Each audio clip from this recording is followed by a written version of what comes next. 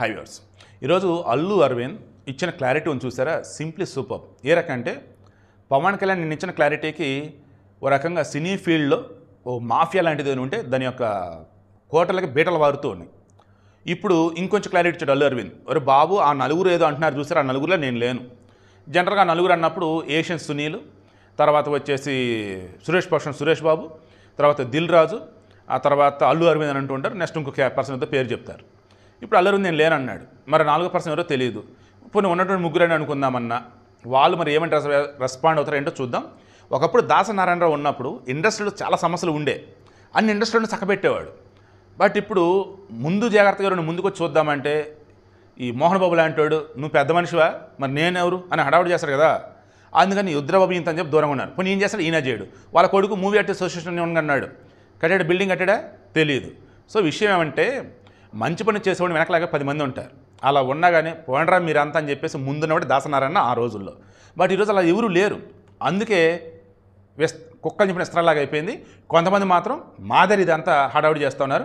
ఇప్పుడు వాళ్ళందరికీ కోటలు బీటలు వారుతున్నాయి.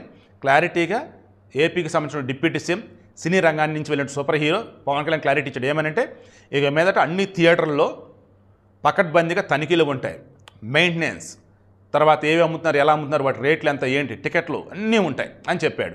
అల్లు అరవింద్ కూడా ఈరోజు ఏం చెప్పాడు, పవన్ కళ్యాణ్ సినిమా ఆపాలనుకున్న దుస్సాహసం. పవన్ కళ్యాణ్ సినిమా రాబోతుంటే థియేటర్లో వచ్చేసి బంద్ పెడతానంటారా? ఎంత పెద్ద తప్పు చేశారు మీరు. ఇక నన్ను అంటున్నారు కదా, తెలంగాణకు ఒక్క థియేటర్ లేదు. ఏపీకి సంబంధించి తీసుకుంటే మొత్తం 1500 థియేటర్లు ఉంటే అందులో 15 థియేటర్లు కూడా నావి లేవు, ఏదో చిన్న చితక ఉన్నాయి. తర్వాత నా పేరుని ఏవి నేను రెన్యువల్ చేయట్లా, లీజుకు తీసుకుంటున్నా, అది కూడా టైం ప్రకారం తీసుకుంటున్నా అని చెప్పేశాడు. సో వీడియో క్లారిటీ ఇస్తున్నా. ఈరోజు ఎవరైతే సినిమా అంటే మాదంటే హడావుడి చేస్తున్నారో వారందరూ కూడా క్లారిటీ అనేది పవన్ కళ్యాణ్ ఇచ్చాడు. ఇండస్ట్రీ మొత్తం ఇప్పుడు ఏకమై ప్రొడ్యూసర్లు కావచ్చు, డైరెక్టర్లు కావచ్చు, హీరోలు కావచ్చు, రిమైనింగ్ అంతా కూడా ఒక సిస్టమ్ ప్రకారం ముందుకు వెళ్తారు, ఒక బైలెస్ అనేది ఫ్రేమ్ చేసుకుంటారు. ఇక రాజేంద్ర ప్రసాద్ వచ్చేసి కలవలేదని అంటున్నారేంటి సీఎంను, మమ్మల్ని మేమంతా కళాకారులు, సీఎంను కలవాలా అండ్ 1 year లోపే కలవాలా అంటూ ఒక వీడియో వైరల్ అవుతుంది. అది ఇప్పటిది కాదు.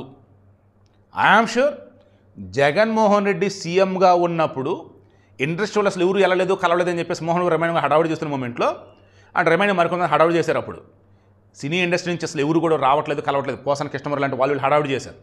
అప్పుడు తిరుమల శ్రీవారి ఆలయం దగ్గర ఈ రాజేంద్ర ప్రసాద్ క్లారిటీ ఇచ్చాడు. అది ఐఆమ్ షూర్ పాత వీడియో.